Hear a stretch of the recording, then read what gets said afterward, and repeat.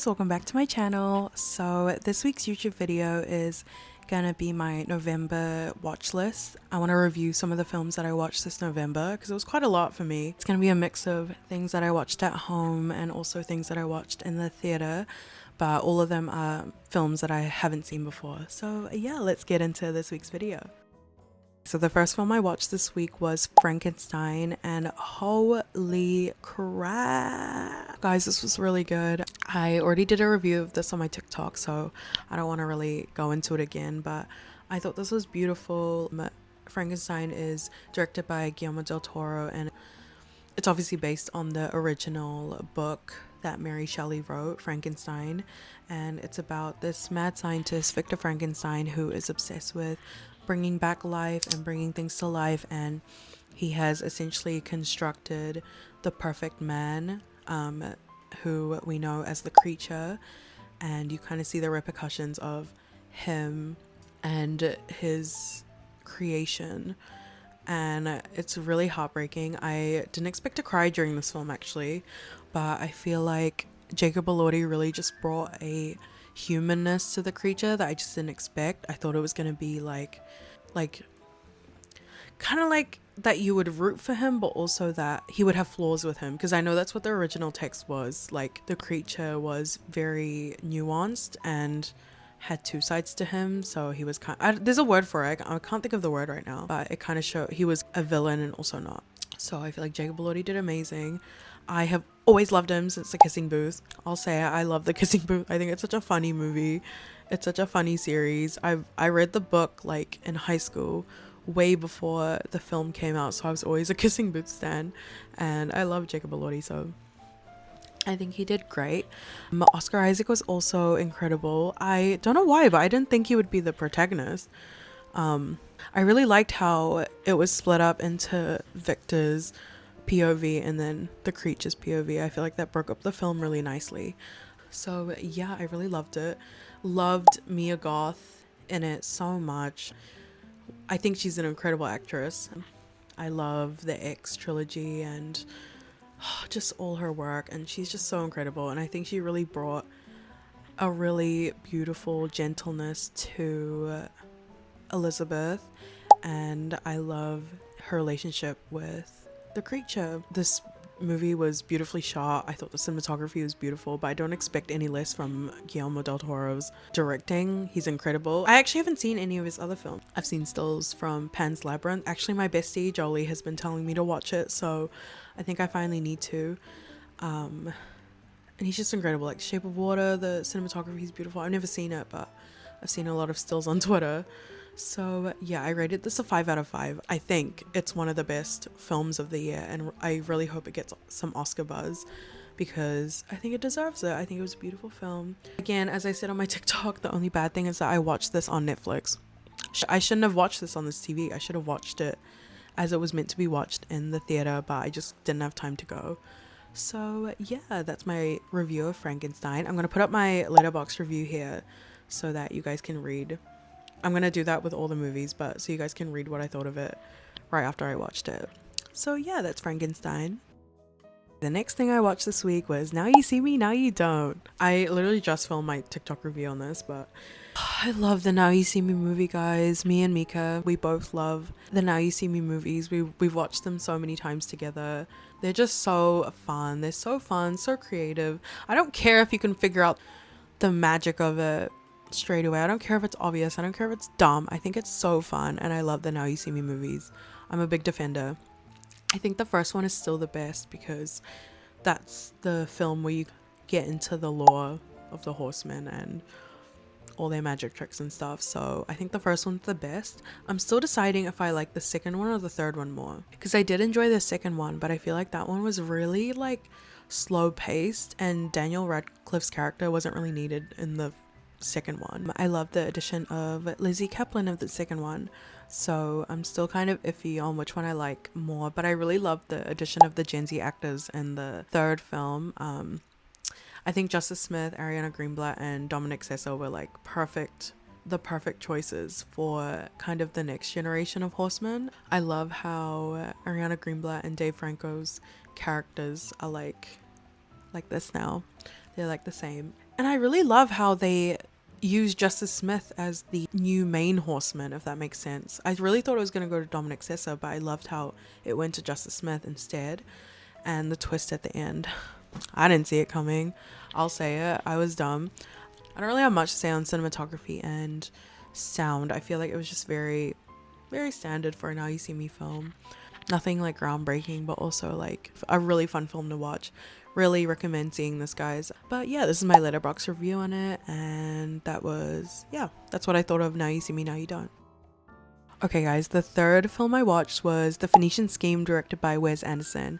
Really late. This came out earlier this year, but I could not find time to go to one of the like low-key cinemas that were watching it, because Hoyts and Event cinemas weren't watching it anywhere on the shore. So it was really hard for me to go watch. So I ended up renting it on Apple TV, and it was really good. I really enjoyed it. I really thought I was gonna hate it. I didn't like Asteroid City, which I was really sad about. I was really sad I didn't like Asteroid City because I love Wes Anderson. But basically The Phoenician Scheme is just about this man who passes down his inheritance to his daughter, and they kind of go on a little trip around everywhere, and he's kind of a scammer. It's really hard to explain. Like, it's a very confusing storyline, but you kind of have to really immerse yourself in the film to understand what's going on. At least that's what I did. But I loved it. I really loved it. I loved the father-daughter dynamic.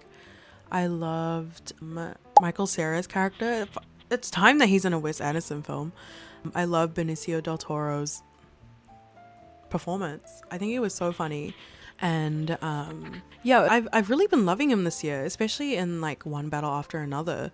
I think he's like killing it this year, because The Phoenician Scheme had really bad reviews, but I think it was really good, my opinion at least. I know some people hated it. I've seen some Letterboxd reviews hating on it, but I think it was really fun. The cinematography, beautiful as always. It's a reason why he's one of my top directors. I love the symmetry in a Wes Anderson film. It's so aesthetically pleasing. Mia Thorpleton was really fun as Liesel. I think Liesel would love Ethel Cain.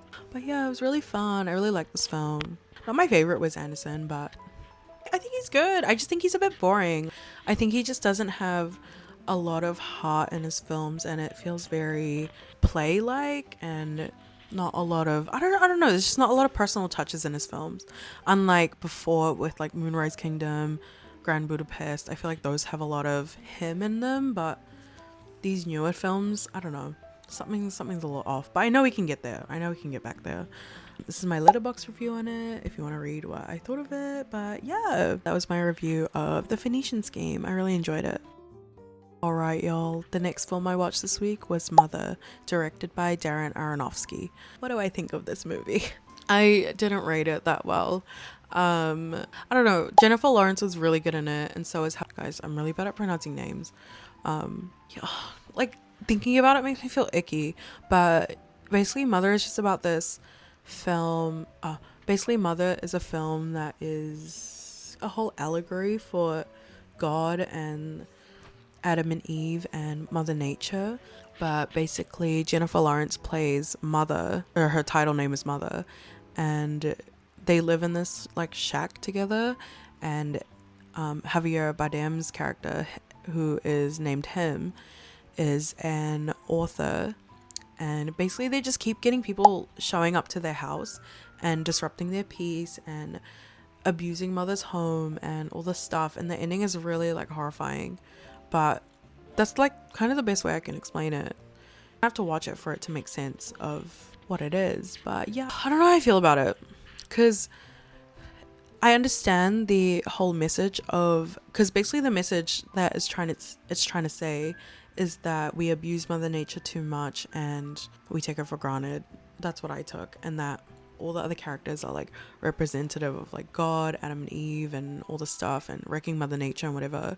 I just hate when directors use like women's bodies to make a point. Like, again, I don't want to spoil it, but the whole film is just them abusing her basically, and it's just not fun to watch as a woman, watching another woman's body be crucified and abused and all this stuff just to make a point about how we shouldn't abuse Mother Nature. Like, yeah, I like the message, yeah, I like the metaphor of it all, but like, do we really have to do it that way?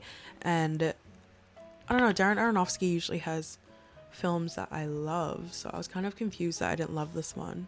It was just really uncomfortable, and yeah, a lot of people like it.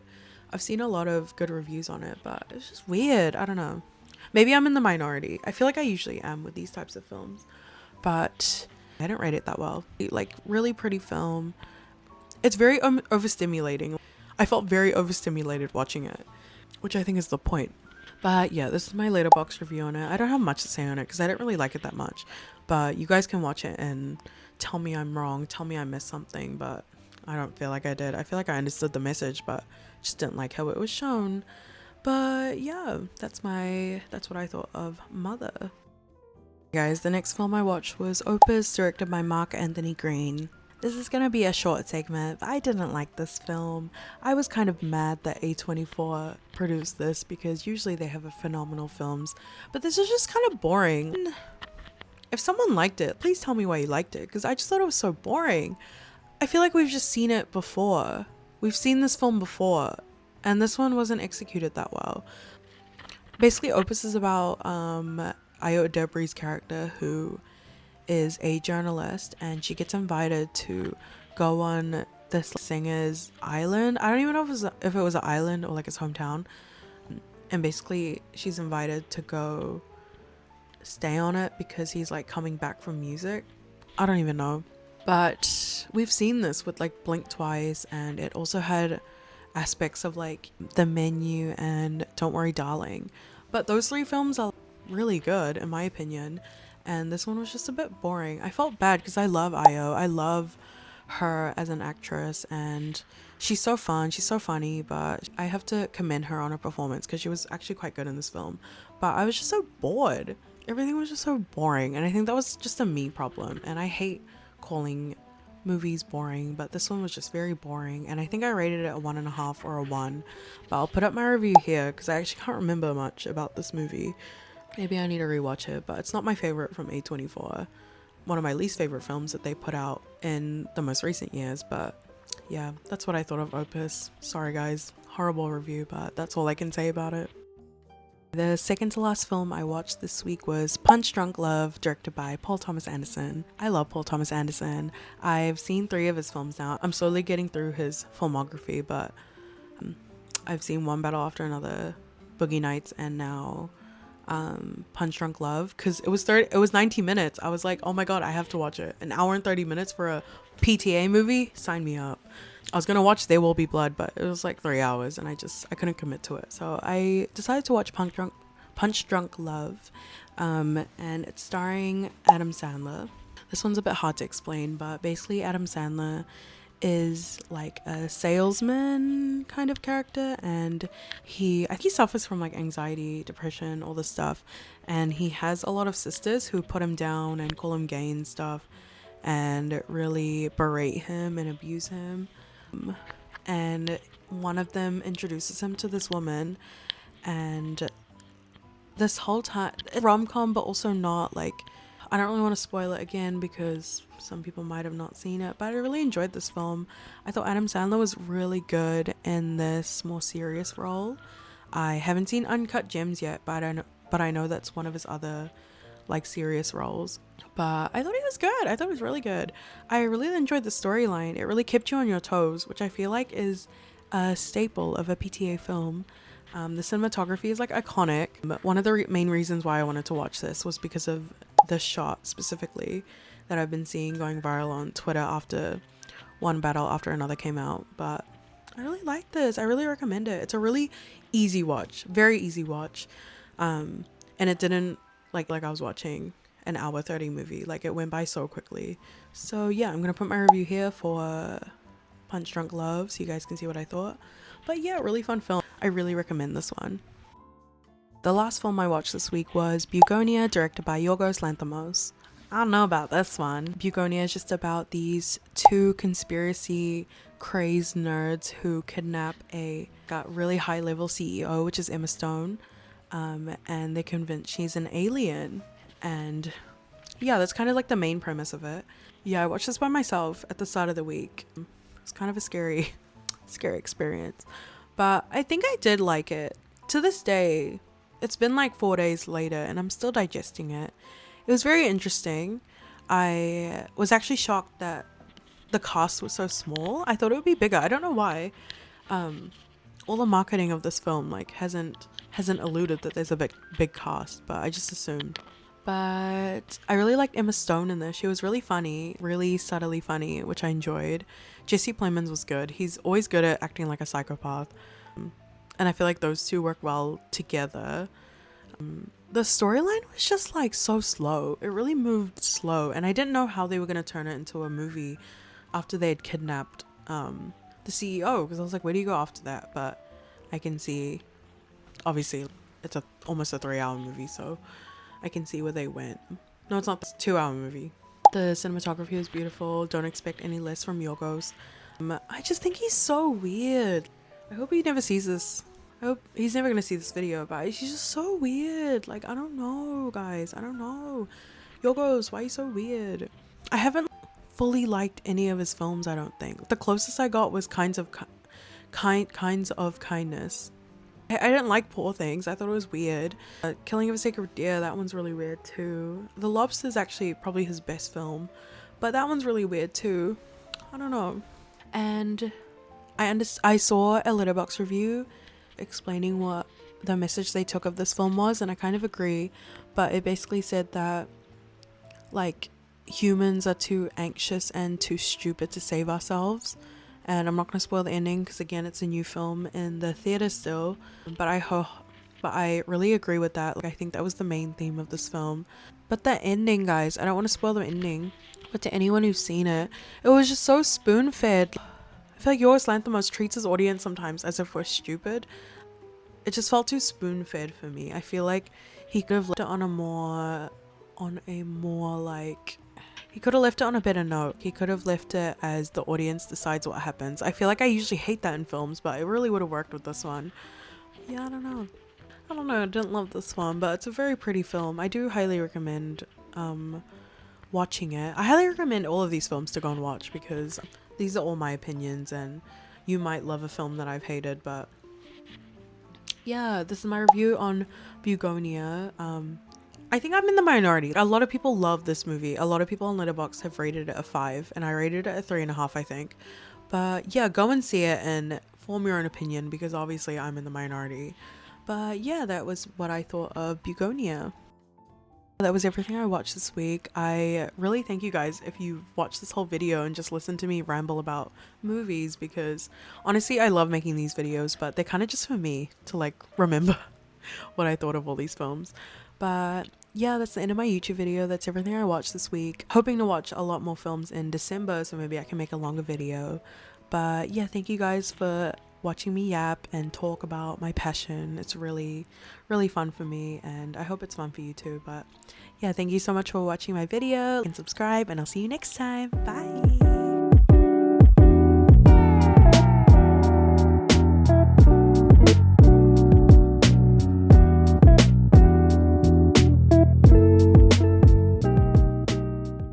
Hey guys, welcome back to my YouTube video.